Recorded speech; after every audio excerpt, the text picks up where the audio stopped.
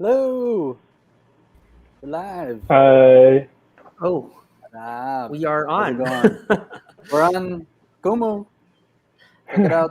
Send this to all I your was still Kumu wiping my lips followers. eh. It's biglang nag-on mute. I was wiping my You lips. still in the? Are you in the makeup room, Tristan? Where are you at? Where you at? Yeah, I'm In just the getting my studio. stylist and my like Okay. yeah, Okay. freshen up. Me too. Me too. Anyway, okay. Hello, everyone. We're super excited to get into this interview here with Habit Food Group. But before we get into it, Miguel, why don't you tell our audience how they can check out Habit Food Group and follow you and order your delicious food? You all think you're on mute? Oh, Sorry. just Yeah, kidding. sorry about that. Yeah, Yeah, here we you go. can. So you can find us on Try lang yan. habitfoodgroup.com. You can find any of our brands on Grab Food or Food Panda. So we're either Balsam, Mean Greens, or the Kebab Co. Ooh, Tristan, I want Yeah. some kebabs now. Can Yeah. Yeah, can we we, put in an order right now? Do you mind? Just put it right now. Yeah. By the end of yeah, this for show, sure, man. Baka we can mukbang the show, you know? oh my Have to Give god. talk. Oh, the Okay. give the kuya, wait pasta lang, a baba try. lang ako. I have to pick up my No. This will be great. We love talking about food on this show as you'll see. But anyway, just for all of you out there, especially the uninitiated, welcome. This is Hustle Inside the Industry, where we talk to professionals and find out how they got here, why they're doing what they do, and what it takes to do it. We're live right here on all Rappler video channels, including Kumu. So if you're streaming us on Kumu, there we are. Please join in on the conversation. You can send over your questions, especially for a Habit Food Group over here, for a handsome gentleman, or some diamonds if you like what you hear and what you see. Yes, and if you're not yet in Kumu, you can download the app. That's Kumu, Kumu. And when you do, make sure to follow rapper.com. That's rapper, DOTCOM. We spell out the .com. Awesome. And if you want to play this interview back in podcast form, you can follow Hustle Inside the Industry on Spotify or your preferred podcast platform. This episode comes out on Monday, November 15th. Anyway, as always, this is Powie. And I'm Tristan. So we are part of Rapper's Hustle team. Okay, Tristan, Food. it's just food, back to back food. We can't complain, but I think it's about time we should just turn inside the industry into a food show. As you said, a mukbang show, di ba? Kasi like, Yes. you said nga kanina, we've been guesting them but not actually eating. So it's like very, The ano ba tawag tease. doon? Like, imaginative. Like, you can only think of the food but not actually taste it. Yeah. So I don't know. Yeah. Now It's that a we've entered Freudian thing. into, now that we have the video element, now we should actually show. Yeah, Maybe parang maybe ano, vlogger. Vlogger na tayo. maybe our Food. guests here have props later. We'll see. We'll let them surprise us. But anyway, Are you ready as ba to cook in front of the camera? Like, that's part of yes, a, yes. we didn't tell you, yeah. We didn't tell you that you have to cook in the show. I mean, Richard's the chef, so Si Miguel. He's gonna. you got your Richard's knives gonna out. flip. I've taught Miguel well. He could do it. He could. Were you Oh, prep? yeah. He's got his spatula in one hand. But anyway, okay. So as much as we've covered the food and beverage industry, we haven't spoken in a while specifically about good food or food that is good in terms of both quality and nutrition. Habit Food Group delivers just that through their cloud kitchen system. Their brands include Mean Greens, Balsam, and many more. And here to talk more about it, please welcome the co-founders Miguel Caruncho and Richard Roy Cucueco, aka RR. Welcome to the show, boys. Hey guys, thanks for having us. Hey, Miguel. Hey, RR. Hey man, thank So you. let's for get having- into the no pun intended, pero let's get into the meat of the matter. So like in a nutshell, can you tell us like what Habit Food Group is and like what food concepts fall under your umbrella as a company? Sure. Yeah. So I guess in general, for those unfamiliar with the whole cloud kitchen, dark kitchen craze, we have kitchens that don't have any sort of kind of front. So we don't have dine-in or anything like that. We're purely delivery only, and we've chosen to focus on the niche of healthy food, nutritious food, balanced, wholesome, whatever you want to call it, instead of the typical kind of fried fare that we usually see. So our main brand, I would say, is called Bolsum, which, as the name kind of suggests, is really wholesome bowls with proper portions of vegetables, protein, brown rice, and just kind of a wholesome thing. Awesome. I'm I already know Yeah. what I'm ordering for the next few days. But okay. By the way, Tristan earlier he said no pun intended. He's always lying when he says that. All puns Yeah, are kasi intended. all puns are intended, diba? But yeah, By the you way, stumble upon good puns. Tristan specifically co-hosts our other show, Laughler Talk, which is all about puns. So anyway, there you Oh, go. okay. I'd like to take this moment to remind everyone, no matter where you're watching from, to please send over questions in the comments of any of those platforms. Those would be great. We have the full hour with these gentlemen, but I'm gonna get us started. So, RR Miguel, you both have a background in the food and beverage industry. Why don't you each tell us a little about that and how it eventually led to forming this particular venture, this cloud kitchen virtual restaurant group. Who wants to go first? I can go first. Yeah, so I started my journey actually in the food tech space. Well, I guess if you want to go all the way back, my mom used to run restaurants in the 80s. So I guess you could kind of say it is in my blood. Yeah. I'm part Korean, even though it's not very obvious. So she owned a Korean restaurant back then. Yeah. After that, more recently, I was actually on the launch team for Uber Eats here in the Philippines. So as part Mm, of the Uber team, Wow. that's really where kind of delivery first came into under my radar. Really trying to enable these smaller merchants to survive in what really is a very cutthroat industry, right? So the whole merger thing happened, so that was pretty crazy. I don't know if you guys know this, but it happened so suddenly that I left on a Friday night and I never saw my desk again. Like Oh, it was that intense. damn. Yeah. you're, Like I could never go you're, back. Like security guards were stopping me from going back in. what about your Um, succulents? Okay, anyway, go. yeah, Go. actually, I did have succulents. Interestingly enough, yeah, Baby roots, yeah, diba? Mga I'm yeah, custom items, I'm yeah. on point, yo. I'm on yeah, point tonight. Anyway, go on, go on. yeah. So I transitioned over into the Grab Food team actually. So I was on the launch team there. Oh, Kind of snowballed over and over again. Got to see a lot of different parts of the business and figured to myself, why not kind of use my knowledge now and kind of reach back into my roots, that F&B roots, and just bring that together. So that's really what spurred this whole thing as well. nice. And then how did RR? What about your side of the story? And then how did you eventually team up with Miguel? I Yeah, mean, I what's the guess for me habit it was a bit. meet cute? Oh, sorry. Yeah. It's I like the guess for me it habit was a meet bit cute, yeah. more unconventional how mine started because I started out mainly in actually marketing. I was mainly cooking first during my college years. I really loved it. It was more of my a passion kind of thing on the side. And then around 2016, actually my mom is also a chef, just like Miguel's mom. And I always told her about my Nice. passion. And she went to school actually here in Philippines in ISCAM. And so or I was telling her I was kind of like not really happy what I was doing at that time. And then she told me that her school is enrolling at this time. And I told myself, I have nothing to lose. I might as well give it a go and see, because I really love it anyway, to see if what I can go with my passion. So I took the school year there, and then I did a few odd jobs here and there. And I met Miguel, and we partnered up for this. Miguel will tell you the story of how it started out. Yeah, please. Well, I guess this is like the more PG like way of saying, because we had a board game session essentially, and Richard came in. I wasn't too familiar with him just yet, like we weren't that close. We brought in these I believe was it wings or karage? I think it was Yeah, karage, like karage. the Japanese Yeah. fried chicken poppers. He brought that in, and yeah, I thought it tasted great, and I was like, it just got me thinking. It was like 6 months in the making, I think. It's just kind of percolating there in the back, and eventually it made me consider, like, when I wanted to do when I was considering doing the whole cloud kitchen thing. I think Richard was the first person that came to mind, so I hit Wow. him up. Yeah, we had a have a good long chat about it, and we shook hands, like drunkenly shook hands, basically, like in the middle of a bar, and we're like, yeah, let's do this.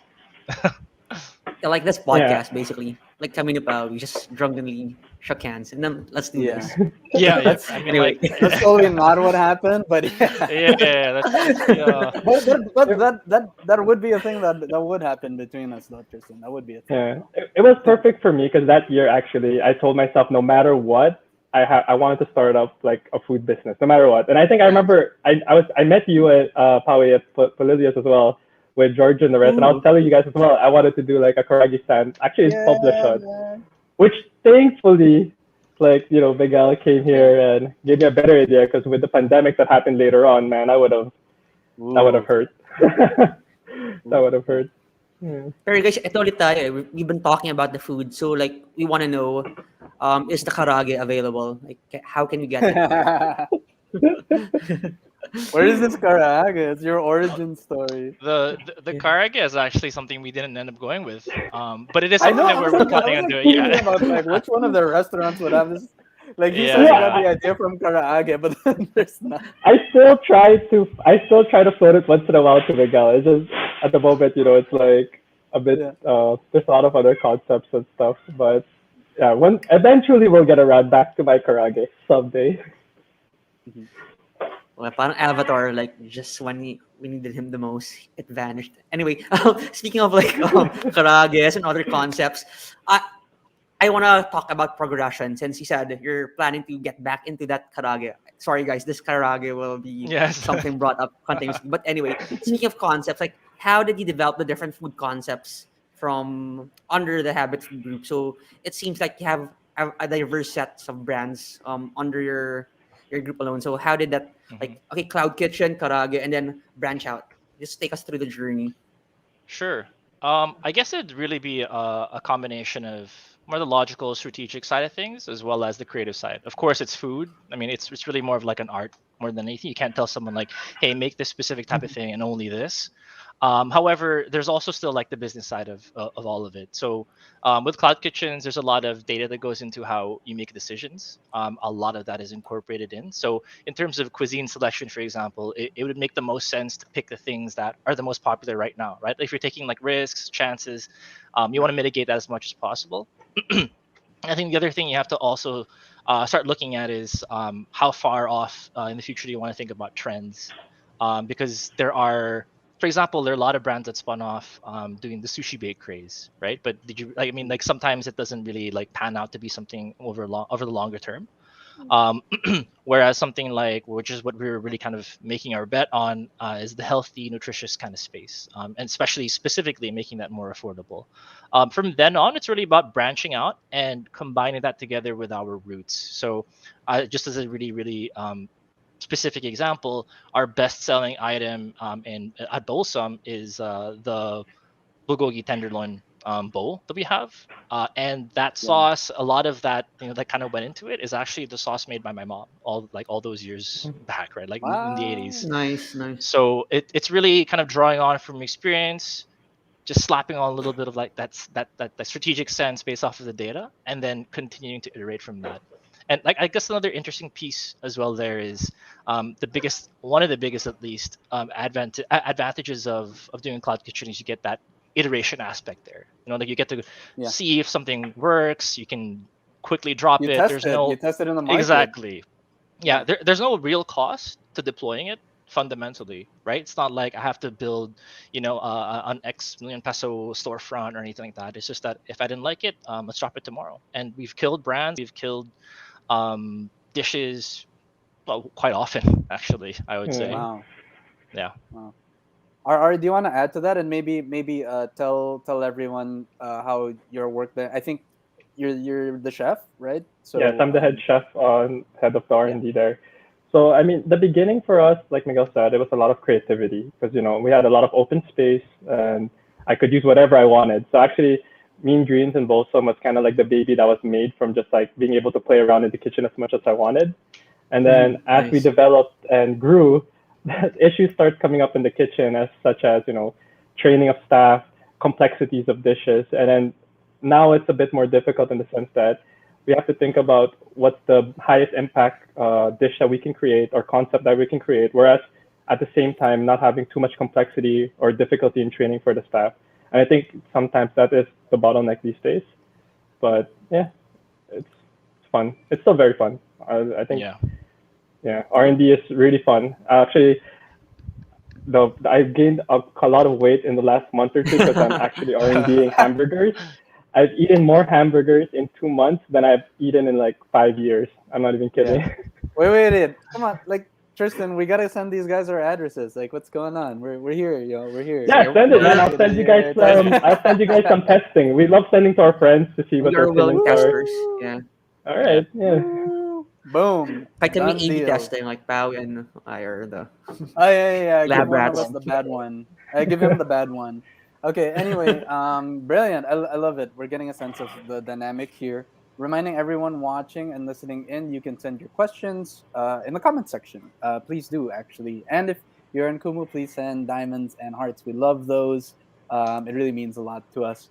I want to continue along because I'm actually fascinated in the cloud kitchen setup, or just like this, what you were saying, food tech, Miguel.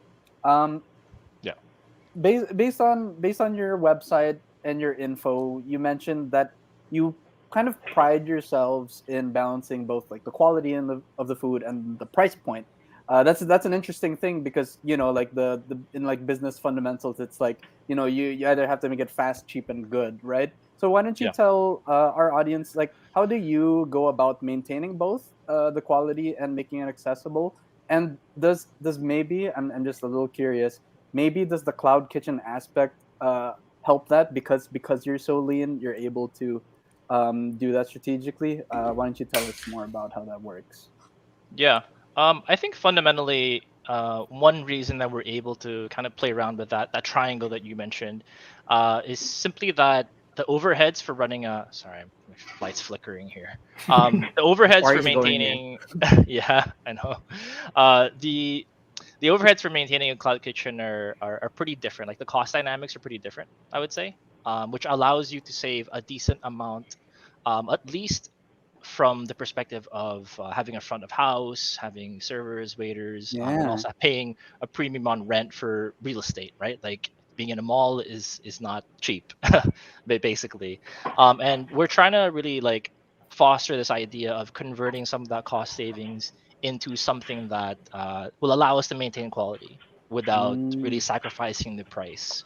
Um, whether or not that'll end up being sustainable in the long run, I think that remains to be seen. But at least for the time being, it does end up being kind of something that works for us. The other thing that I will also say is that in the food world, a lot of food flavors do come from the idea of time, right? Just marinating, doing the right things, taking like that time to build those complex flavors and complex dishes that as Richard mentioned. And I think that is something that it doesn't necessarily cost anything. I guess that's the point. It's like doing it the right Mm. way and putting in the love and the time and doing it. I mean, it sounds so cliche, but I mean, it really is like food is a labor of love, right? Fundamentally. Right. So Wow. I guess that's kind of like what that's so to speak our edge or our secret sauce in Love terms it. of maintaining that triangle. So it's love all along, diba? Yeah. Yeah. It was the friends we made along the way. Yeah. I mean, in this case, So it really was. Yeah. Yeah. Yeah.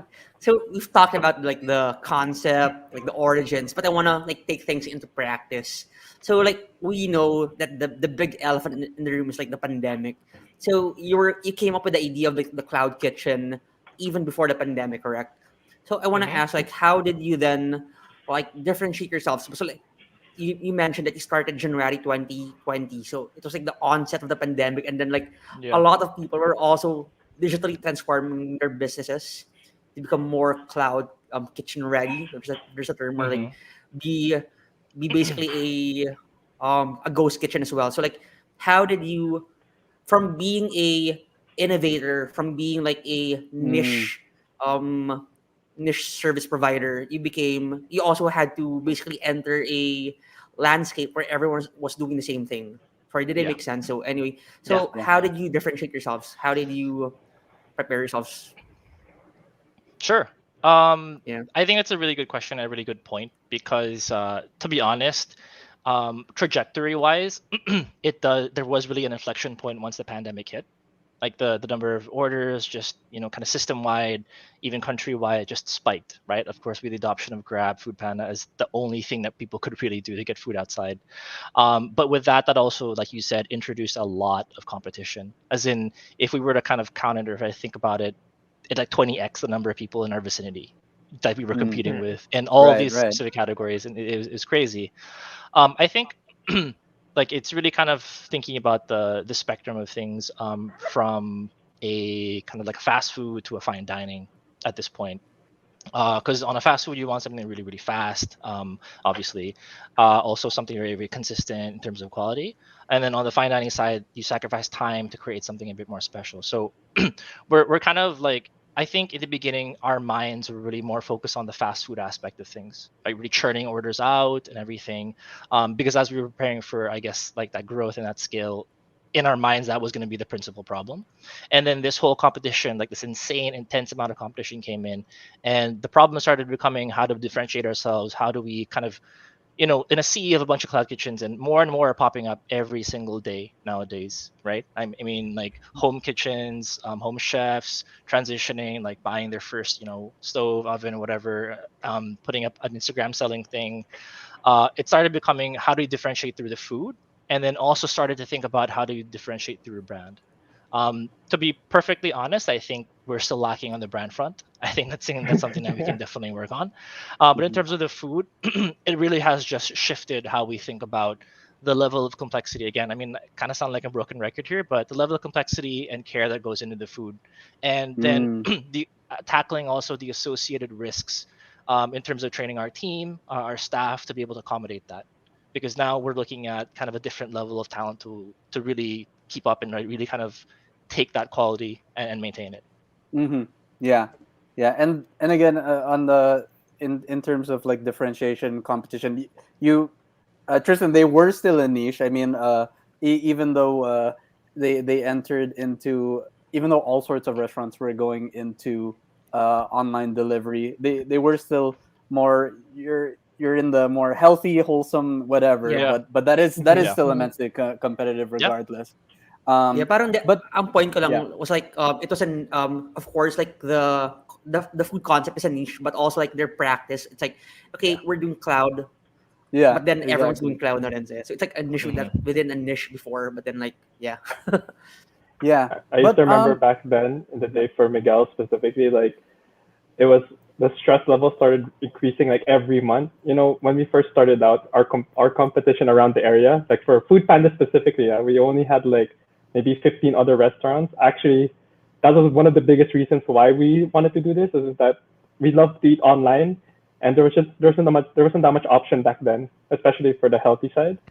And then when the pandemic hit, it was growing by like 10 restaurants like every week, and then now it's like 20 restaurants every week. It got really really insane. crazy. Yeah. Tristan, we gotta catch up, dude. We've been saying Sige, we're gonna start na rin every week cloud that ano passes. We're cloud getting you get. canton. Oh man, dude, that probably exists by Yeah, now. the only thing I can cook. If Cloud Canton is watching right now, please say hello in the comments. Anyway, this is super educational for us, and again, I'm fascinated in the whole cloud kitchen, dark kitchen, ghost kitchen industry, and I, Tristan and I, Psychic kitchen, ano ba? psychic kitchen, whatever we're missing Water out on, kitchen, we EV. we only Sorry, know it Pokemon reference. we only know it mostly from like the basic like I guess surface level perspective. But I'm curious, without giving away your plans or anything. You talked about scaling, so I'm Yeah. curious, like if for cloud kitchens in general, not just you. How do you potentially scale? One obvious thing is you just get bigger and you open more commissaries or whatever. But are there like opportunities where cloud kitchens can grow where regular restaurants cannot, maybe like through vertical integration or just like go into like completely just out there Like places. bibili ng esports team, di ba? Yeah, I Added know, right? Like esports, ano. things like that, just like they have like a streaming platform. I didn't know that. Yeah, Just yeah. like Like how launch does that crypto work? or something, like Yeah, yeah. yeah, like launch your own token, launch your own Yeah, token NFT. of it. like mint an NFT. I mean, Yeah, yeah. yeah. To be honest, and I think that it really depends on whether you think of yourself as an owner operator rather than just an operator. For the most part, a lot of it really hinges on typical expansion routes that other kind of restaurants also are able to do. So opening new branches, opening yeah, just kind of physically expanding. The other thing, I guess, maybe that's a bit more specific to dark kitchens is the idea of space maximization. So you have a limited finite space and you want to maximize every single part of it. It's kind of like at That's WeWork. so fun. Yeah, Yeah. Yeah, I know what at you're WeWork, like a while back, they, I don't know if this is like public information, but one of the metrics that they use to gauge profitability of some of their spaces was profit per square meter, right? And saying. effectively, that's a Mm-hmm. good way to frame your thinking with cloud kitchens. Like how much can you basically cram and fit into this tiny piece of like storage space, essentially. I think that's probably the thing that's most unique. If anything, from the trends that I'm seeing abroad as well, one key thing that people probably is probably kind of counterintuitive to a lot of people is that cloud kitchens will have to go into mainstream dining at some point.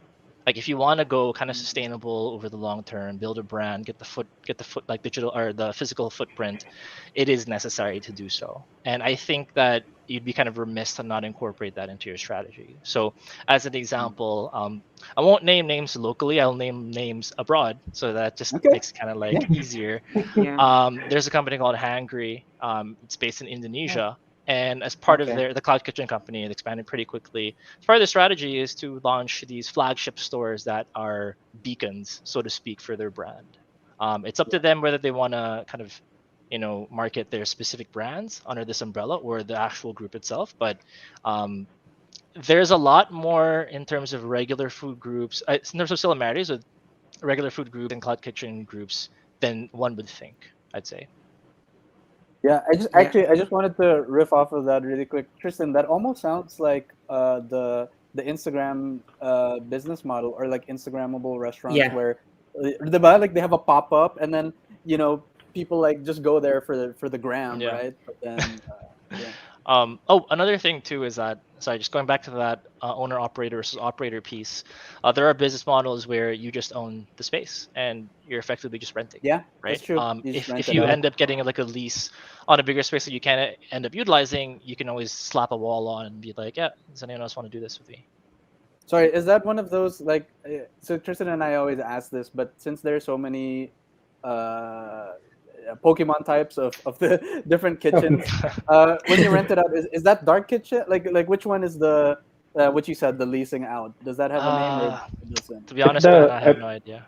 it's So it's it's most definitely I think it was the cloud kitchen. Like when I was looking at it Oh, okay. online as well, the original term for cloud kitchen was that style where it's like people congregate. And it kind of becomes like a kitchen incubator of a sort, where yeah, people Yeah, will Nice. yeah, start in the yeah. kitchen and then like Yep. sell food from there.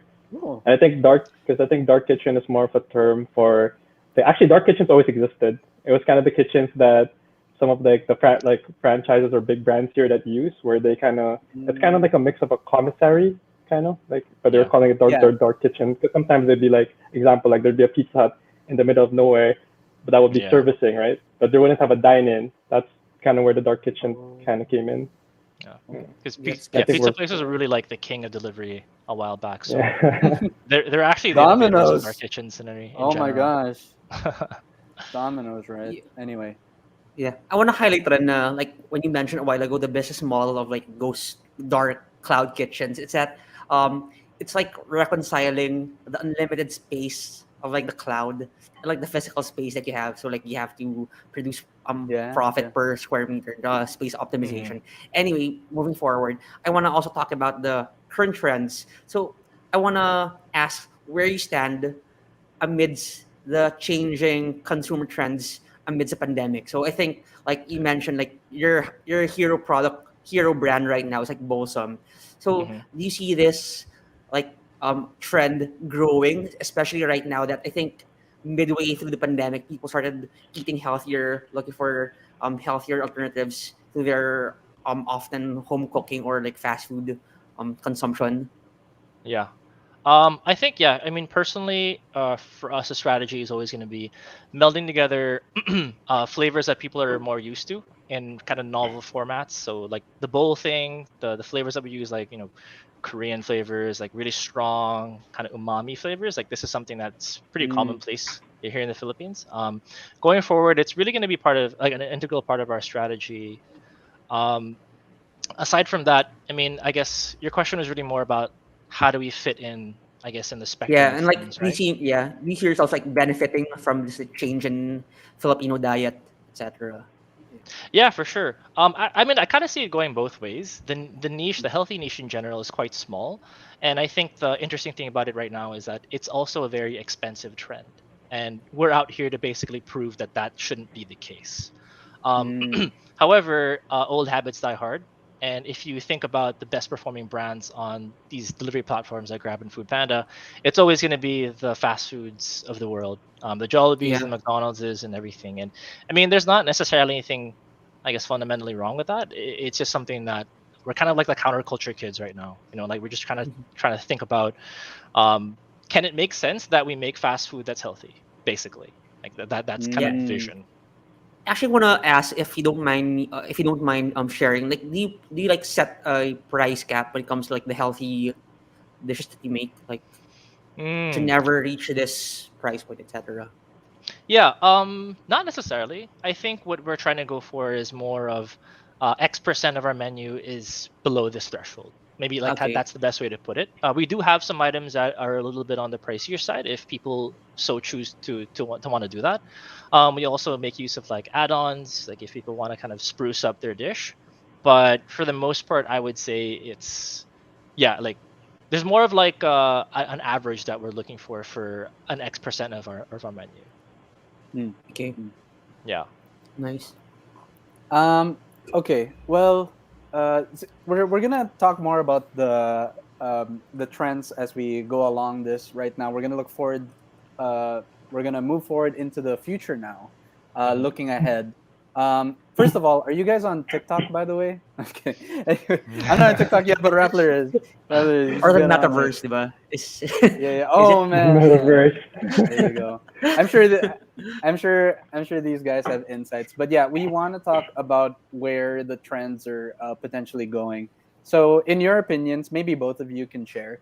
Yeah. Where do you see the Philippine market headed in terms of this cloud kitchen industry, especially when it becomes more integrated into like the post-pandemic F&B industry? How can they Is it a reconcile? bubble? Yeah. Yeah, Yeah. the kind of thing. Forecasting. Richard, you want to go first? Okay, I'll make mine a bit short.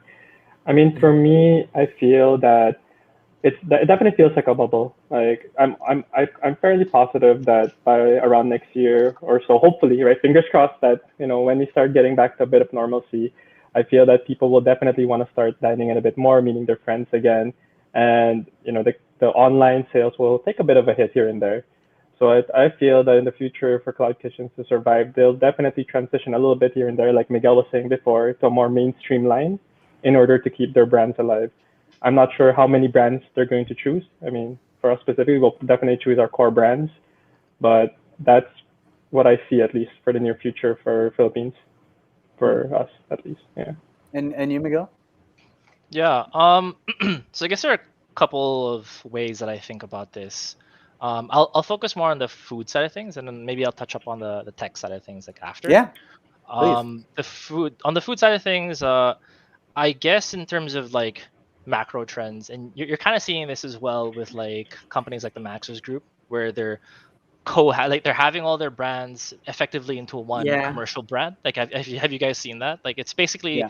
yeah, having like a Max's group, like one delivery fee, get everything that you want. Like you can get Krispy Kreme, Max's, Yep. all that stuff. And you're also seeing it as well with the Yabu group, the Standard Hospitality Group. So they're kind of doing They that. just opened the Kiwami, however you Mm-hmm. say it, their food hall in Yeah, exactly. BGC. The So there Kiwami. you yeah, go. Yeah, yeah. I saw exactly. that. They The Yeah, like Japanese food hall. realized what you Exactly. just said.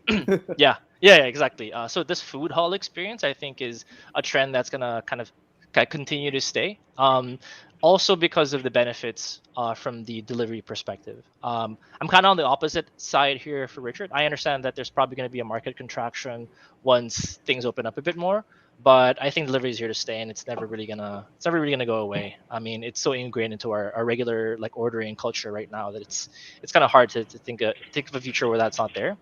Mm-hmm. The other thing that I think when things open up and people start to get a little bit more serious about the alternative formats of delivery is the whole trend of like an intermediate format. So not necessarily delivery, not necessarily dining in, but some in between of like pickup or something like that. Oh That yeah, pickup. experience is something that we're seeing a lot in like the United States, where you have, as an example, I think it's like a couple Coachellas ago, Amazon had their locker system set up right outside. So you Oh can yeah, yeah, purchase something while you were at Coachella, and then you can go and retrieve it there.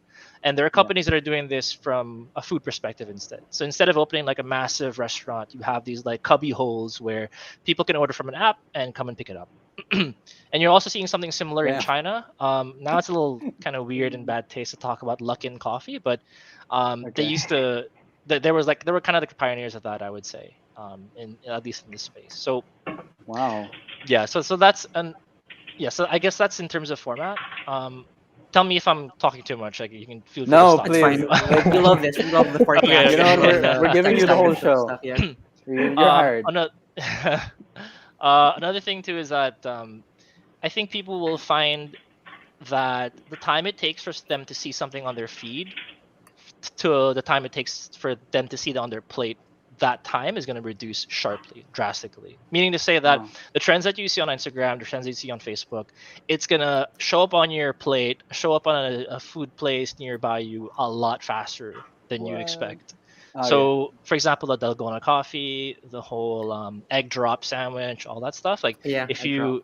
you've noticed, there's a ton of Instagram sellers who do that now, and it's crazy, right? Like, that's how quickly things move, because the capital expenditure required for doing a dark kitchen is fairly low if you want to do it at home.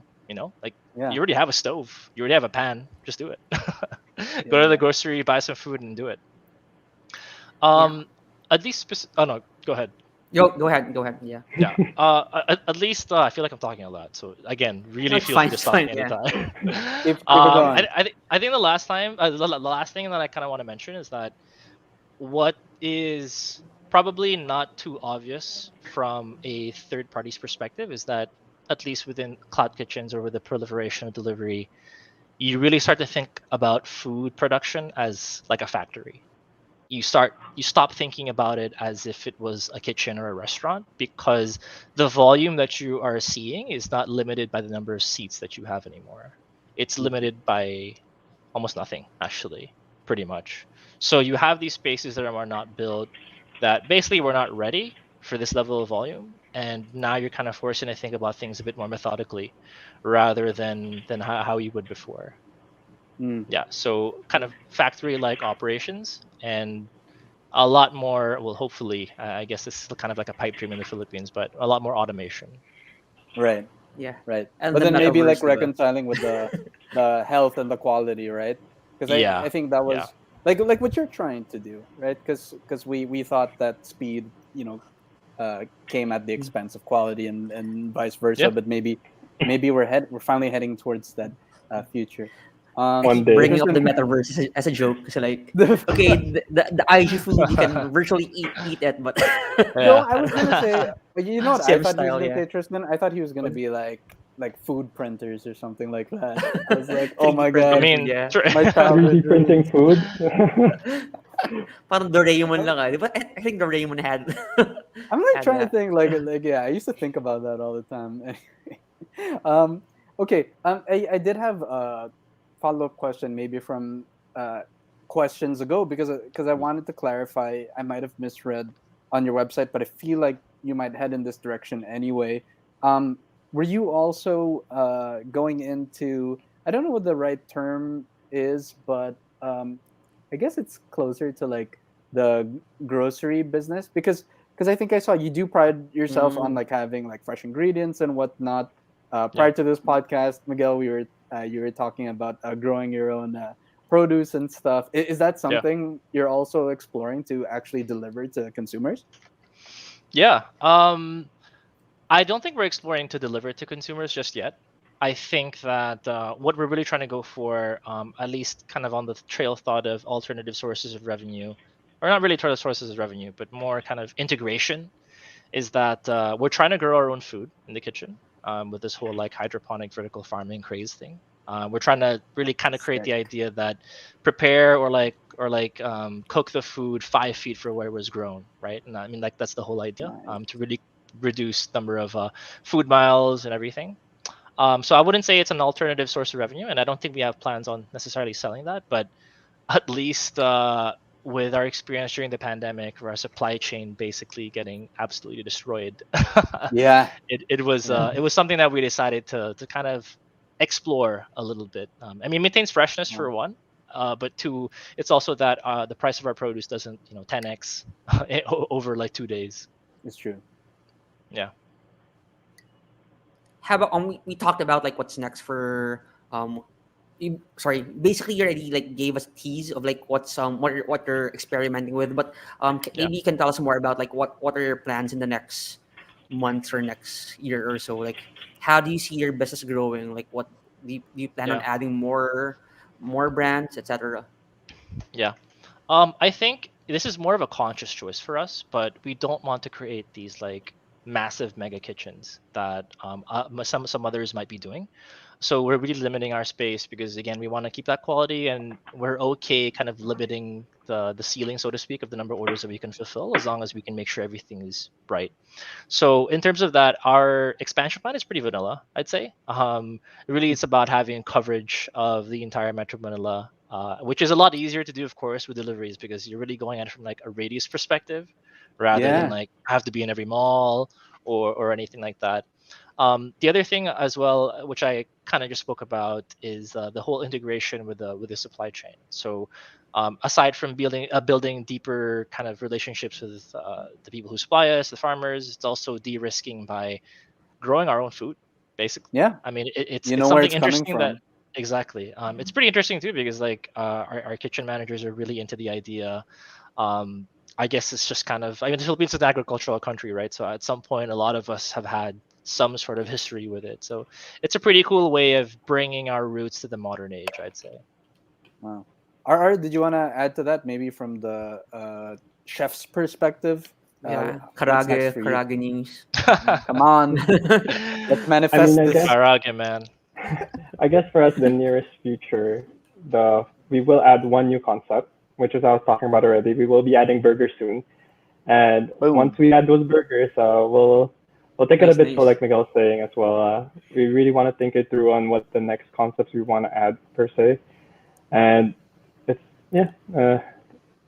There's a lot in the pipeline. I think the hardest thing for concept creation is just there's so many things you really want to do, but then Yeah. there's only so much you can really release, and there's also the fact that there's things that you want to eat, but then other people might not like, and so it's always been kind of a give and take for it in that sense.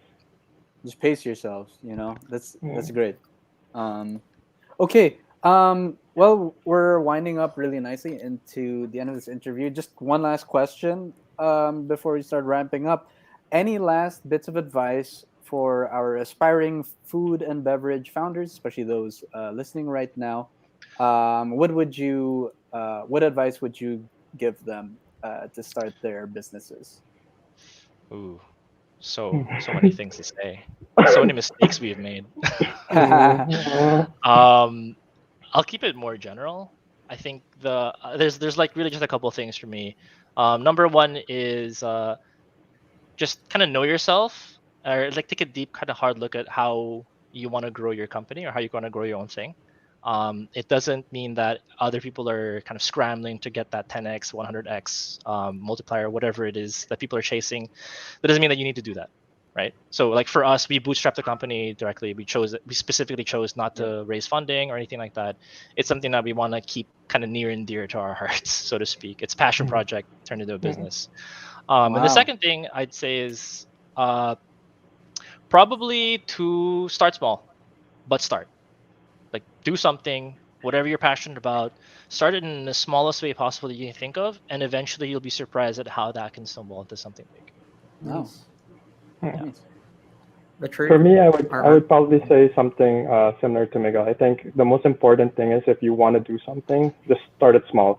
Like I said, when we first started, I just put my main goal for that year was literally just to start something. I didn't care how I was going to start it. I was going to start it no matter what. That was my goal, and I wanted to do it.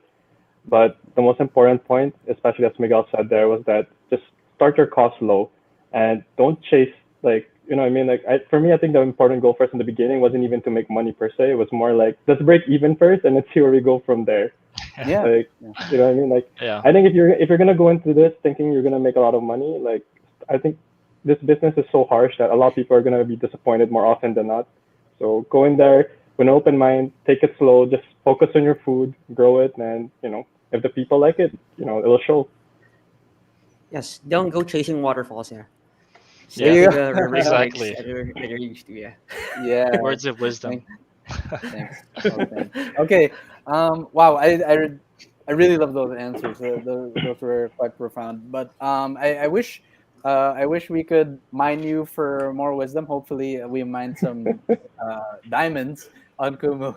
Uh, please send those in if you like what you hear, of course. But now we are coming to the end of our show. We're gonna wrap things up now, as we always do, with our play of the week.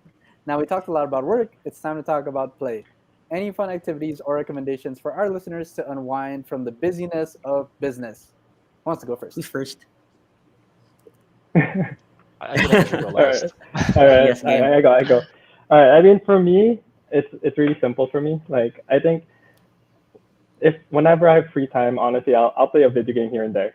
Like I've been a video Yes. game guy since I was a kid. Like for me, the only change I would say that's happened since compared to when I was a kid to now is that I play a lot more multiplayer games with like either business associates or Yeah, friends because I find friends. playing by myself a bit harder now compared to before.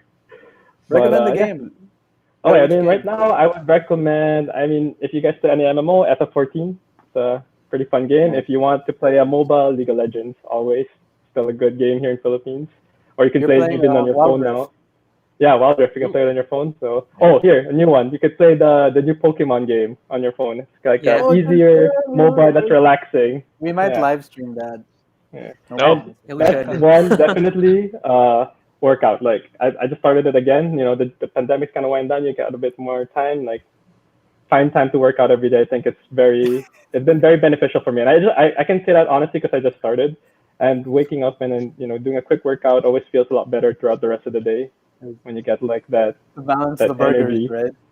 Yeah, because of the burgers. Oh man, I gained so much in the last two. But I've been feeling so bad.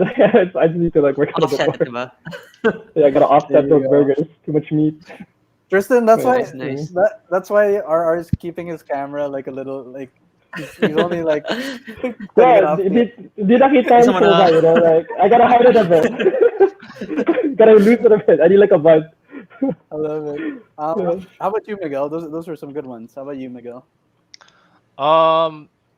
So usually I either wind down by not looking at the screen. I think that's something that we all kind of gonna get a little bit yes. more into our life, especially now that we're like working from home and all that stuff. You're really going to sleep and then going to another screen like 3 feet away, right? So Doom usually do it scrolling, with yeah. a like yeah, usually do it with a book or I try and go outside for a walk. But for books, I would recommend a book called Dark Matter, which is kind of like a Oh, sci-fi. yeah. Yeah, it's Mm, really good. It's super, super like a who's the page author? turner. Let me look up the author. I'm T. actually looking it up Crouch, But but it already. I is forgot his name.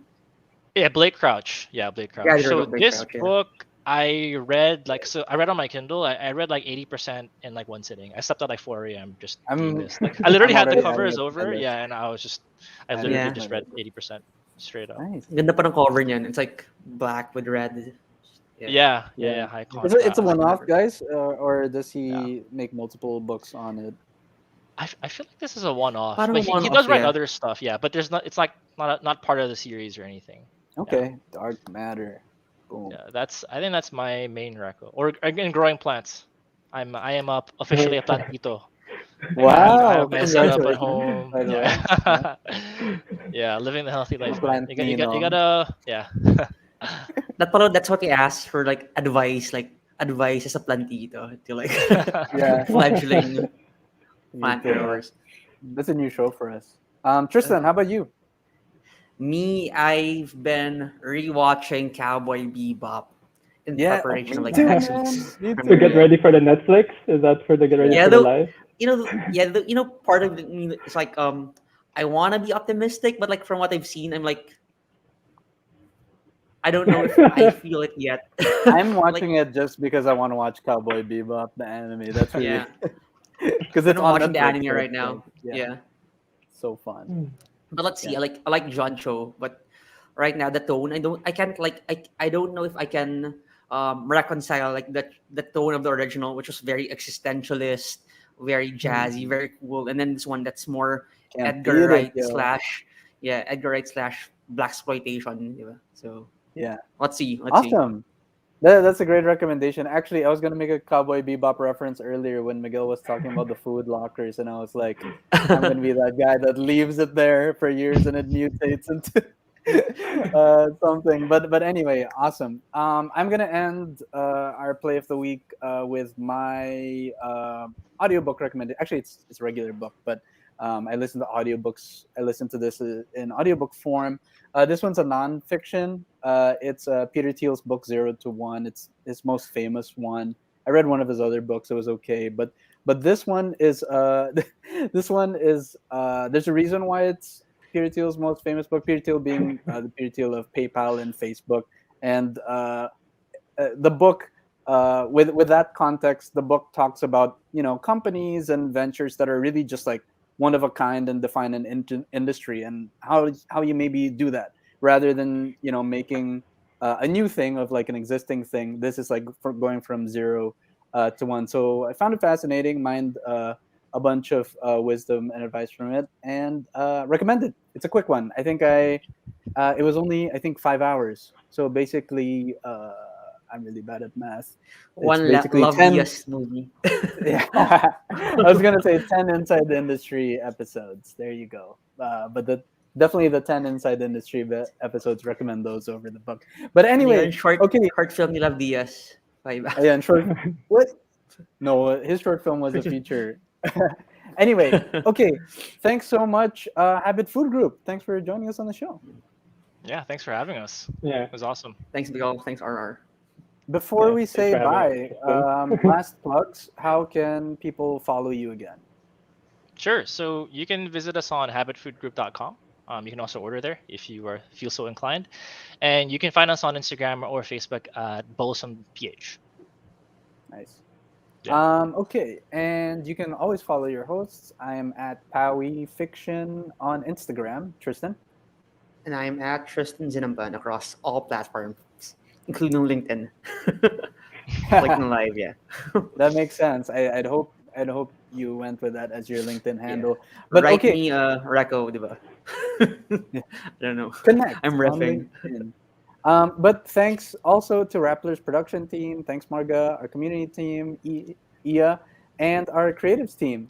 Thanks out there for listening and watching, everybody. If you haven't already, please follow Rappler on all platforms. You can catch us on Kumu by following Rappler.com. And you can follow the Hustle Inside the Industry podcast on Spotify or wherever you get your podcasts. We bring you a new episode every Monday, so you can start your week with a little motivation. Bye, everyone. Bye bye. Bye. Thanks. Take care, guys. Peace. Time to sing Thank you. our goodbye song. It's